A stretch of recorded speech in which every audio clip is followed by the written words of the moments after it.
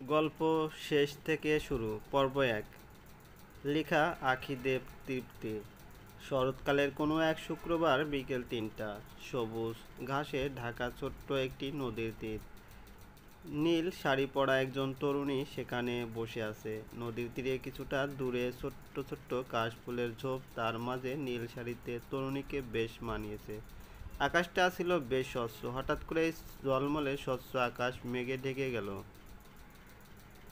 সাথে সাথেই চারদিক অন্ধকার করে বৃষ্টি নামলো। মেয়েটি তখনও একা বসে আছে নদীর তীরে, পাথরের মতো স্থির চোখে তাকিয়ে আছে নদীর দিকে।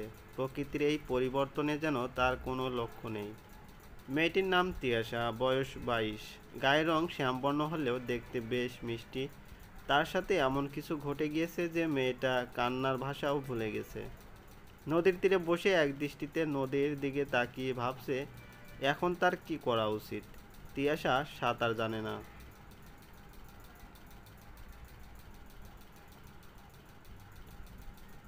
নদীতে ঝাঁপ দিলেই মনে হয় সব সমস্যা শেষ, কিন্তু এভাবে কি সে জীবনের কাছে হার মেনে নেবে? ভেবে কিছুই ঠিক করতে পারছে না তিয়াশা। সে কি করবে, কি করা উচিত তার? এমন সময় হঠাৎ কারো পায়ের আওয়াজ তার কানে আসলো। চারপাশের নিস্তব্ধতা তখন তিয়াশার চোখে পড়ল। বৃষ্টিতে ভিজে একাকার হয়ে গেছে সে। মানুষ যখন খুব গভীরভাবে কোনো সমস্যা নিয়ে ভাবে, তখন আশেপাশের ঘটনাগুলো তারা সহজে অনুভব করতে পারে না। ঘোর কেটে যাওয়ার পর বেশ ভয় পেতে লাগলো তিয়াশা। আশেপাশে পাগলের মতো নিলয়কে খুঁজতে লাগলো তিয়াশা। সত্যি সত্যি কি তাহলে নিলয় তাকে একা ফেলে চলে গেছে? এরকম ঝড় বৃষ্টি দেখেও তার একটাবার মনে হলো না যে তিয়াশা কি করছে, কোথায় যাবে? একটাবারও কি ফিরে তাকাতে ইচ্ছে হলো না তার? পায়ের শব্দটা ক্রমশ তীব্র হচ্ছে। এদিকেই কেউ আসছে বলে মনে হচ্ছে। তিয়াশা ঝোপের আড়ালে লুকিয়ে পড়ল আর দেখল যে একটা লোক কালো রঙের ছাতা মাথায় দিয়ে নদীর তীরে এসে দাঁড়াইছে। লোকটার হাতে একটা ব্যাগ। ব্যাগটা নদীর জলে ফেলে দিয়ে লোকটা চলে গেল। লোকটা তিয়াশাকে দেখতে পায়নি আর চলে যাওয়ায় অনেকটা ভয় কেটে গেল তার। এতক্ষণ ভয়ে শরীর কাঁপছিল তিয়াশার। লোকটাকে দেখতে মোটেই সুবিধার মনে হয়নি। তারপরও এরকম পরিবেশে নিজেকে নিরাপদ মনে করল না তিয়াশা। কি করবে, কোথায় যাবে এখন সে? তিনটি অপশন আছে তিয়াশার কাছে। ফিরে গিয়ে পরিবারের কথা মেনে একটা বাজে লোককে বিয়ে করে নিজের স্বপ্ন, আত্মসম্মান, ক্যারিয়ার সব কিছু বিসর্জন দেওয়া, নদীতে ঝাঁপ দিয়ে সব কিছু শেষ করে দেওয়া। ৩, শেষ থেকে আবার নতুন করে জীবন শুরু করা। কিন্তু কিভাবে? একা মেয়ে মানুষ কি করবে এই ক্রিটিক্যাল সমাজে? সমাজে কি তাকে বাঁচতে দিবে নিজের মতো? তাহলে কোন পথটা বেছে নেবে তিয়াশা? এসব ভাবতে ভাবতেই তিয়াশার হঠাৎ দৃষ্টি পড়ল লোকটার ফেলে যাওয়া ব্যাগের উপর। একটা নৌকা বাঁধা নদীর ঘাটে। ব্যাগটা নৌকার একটি প্রান্তে আটকে রয়েছে।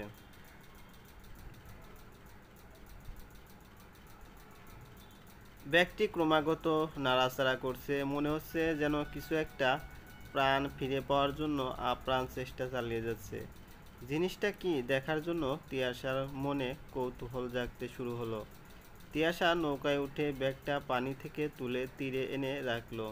ব্যাগটি থেকে বেরিয়ে এলো একটি সুন্দর ফুটফুটে বিড়াল ছানা। ঠান্ডায় কাঁপতে কাঁপতে ছানাটি তিয়াশার পায়ের কাছে এসে লুকাবার চেষ্টা করলো। মানুষ কতটা নিষ্ঠুর হলে এরকম অসহায় জীবগুলোর সাথে এরকম করতে পারে তা তিয়াশার জানা নেই। তার নিজের মানুষগুলোই তার সাথে যা করছে, এর কাছে তো এই বিড়াল ছানা সামান্য এক জীব মাত্র। তিয়াশা আদর করে ছানাটাকে কোলে নিল আর ভাবলো সামান্য এই জীব বাঁচার জন্য কত লড়াই না করছিল একটু আগে। আর সে কিনা সহজ পদ্ধতি হিসেবে মৃত্যুকে বেছে নিতে চাইছে। না, এভাবে জীবনের কাছে হার মেনে নেওয়া চলবে না। ঘুরে দাঁড়ানোর চেষ্টা করতে হবে। বিড়াল ছানাটিকে খুব ক্ষুধার্ত মনে হচ্ছে। তিয়াশার ব্যাগে একটি বিস্কিটের প্যাকেট ছিল, তা বের করে ছানাটাকে খেতে দিল। তারপর ছানাটিকে নিয়ে ফিরে চলল শহরের দিকে। যখন কাছের সবাই তাকে দূরে সরিয়ে দিয়েছে, তখন এই বিড়াল ছানাটি হয়তো সৃষ্টিকর্তা পাঠিয়েছেন তার একাকিত্বের সঙ্গী হওয়ার জন্য। আর এত মিষ্টি এই ছোট্ট ছানাটিকা এখানে একা ফেলে কিছুতেই ফিরতে পারবে না তিয়াশা। তার বিবেক তাকে বারবার প্রশ্নবিদ্ধ করবে এমনটা করলে, কিন্তু একে নিয়েই বা কোথায় গিয়ে উঠবে এখন। সবাই হয়তো এতক্ষণে খুঁজতে শুরু করে দিয়েছে তাকে, আর একবার ধরা পড়লে কি হবে ভাবতেই তিয়াশার গায়ে কাঁটা দিয়ে উঠল। এখন কোথায় যাবে ভাবতে ভাবতে তার এক বান্ধবীর কথা মনে পড়ল। মেয়েটা বেশ ভালো, নাম প্রিয়া। তিয়াশাকেও অনেক ভালোবাসে। তিয়াশার গোটা কয়েক বন্ধুদের মধ্যে প্রিয়াই অন্যতম, কিন্তু ওর পরিবার কীরকম একটা, ওর বাবাকে অনেক ভয় পায় প্রিয়া। প্রিয়ার বাসায় গেলে কি থাকতে দেবে ওরা? এদিকে সন্ধ্যা হয়ে এসেছে, এছাড়া আর কোনো উপায়ও মাথায় আসছে না তিয়াশার। তাই প্রিয়ার বাসার উদ্দেশ্যেই রওনা হলো।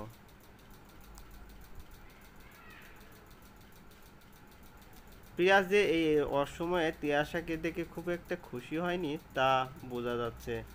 না হওয়াটাই হয়তো স্বাভাবিক। ওদের মনে এখন নানা ধরনের প্রশ্ন উদয় হবে। কেন তিয়াশা এই অসময়ে আসলো? আগে তো কখনো আসেনি এভাবে।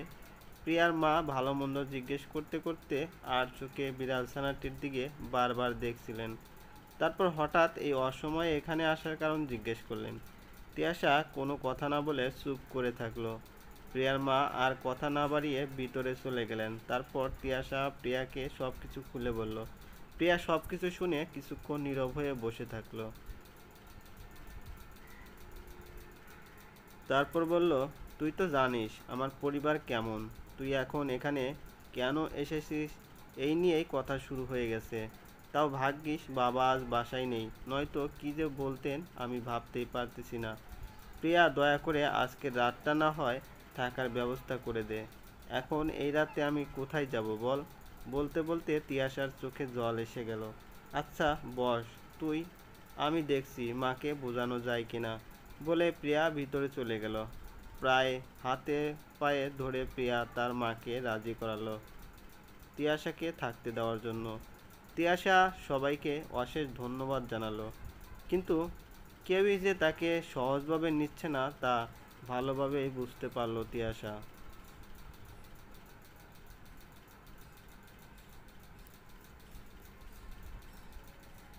সত্যি বড় অদ্ভুত এই সমাজ ব্যবস্থা, যেখানে যে কোনো কারোরই উচিত তিয়াশার অবস্থা শুনে সাহায্য করা, সেখানে সবাই তাকে ঝামেলা ভেবে দূরে সরিয়ে দেওয়াকেই ভালো মনে করছে।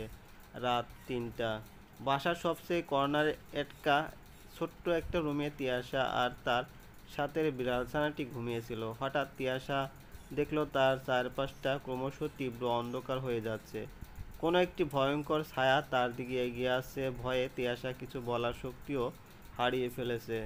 ছায়াটি আস্তে আস্তে তার কাছে চলে আসলো, তারপর হাত লম্বা করে তিয়াশার গলা টিপে ধরলো। তিয়াশা বাঁচাও বাঁচাও বলে চিৎকার করতে লাগলো, কিন্তু কেউই যেন কিছু শুনতে পেল না।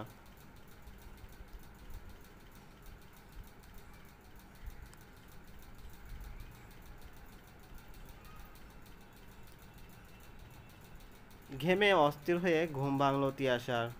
খুব ভয়ঙ্কর দুঃস্বপ্ন ছিল এটা। সত্যি সত্যিই যেন দম আটকে গিয়েছিল। বিছানা থেকে উঠে পানি খেলে সে আর ভাবতে লাগলো সকাল হলে তো এখান থেকে চলে যেতে হবে। কোথায় যাবে সে?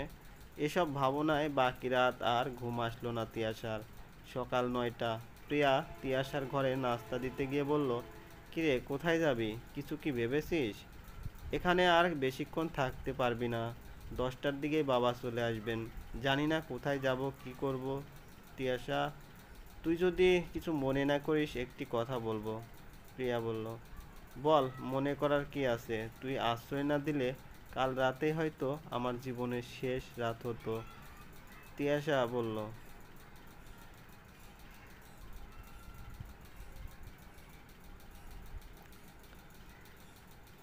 না মানে আমার একজন মাসি আছেন, উনি বেশ অসুস্থ। ওনার ছোট ছোট দুইটি বাচ্চা আছে। কাজের জন্য একটি মেয়ে খুঁজছেন, কিন্তু পাচ্ছেন না। মা বলছিলেন তোকে বলে দেখতে। আমার বলতে সংকোচ হচ্ছিল। তুই কি ভাববি? প্রিয়া বলল, এখানে ভাবাভাবির কি আছে? এখন আমার অবস্থা তো কাজের লোকের চেয়েও খারাপ। এরকম হলে একটা আশ্রয় তো পাওয়া যাবে। তোদের কি বলে ধন্যবাদ দিব জানি না রে। আন্টিকে বল আমি রাজি। আচ্ছা, তুই মন খারাপ করিস না, আমার মাসি মানুষ হিসেবে ভালোই। আমি ওনাকে অনুরোধ করব তোকে যেন সকল প্রকার সুযোগ সুবিধা দেন। চলবে বন্ধুরা, এই গল্পটি যদি ভালো লাগে অবশ্যই লাইক করবেন, কমেন্টস করবেন, আর প্রথম পর্ব হিসেবে অবশ্যই কমেন্টস করে জানাবেন কেমন হয়েছে। ধন্যবাদ, ভালো থাকবেন।